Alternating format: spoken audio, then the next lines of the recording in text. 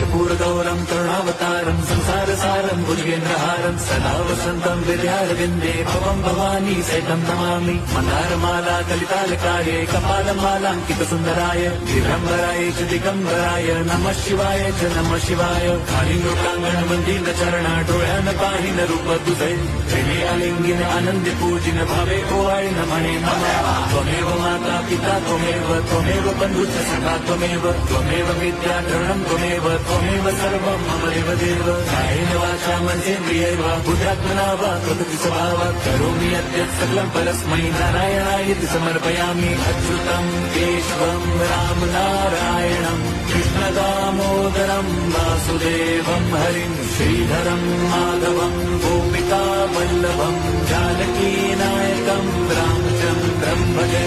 Hare Ram Ram Ram Hare Hare Hare Krishna Hare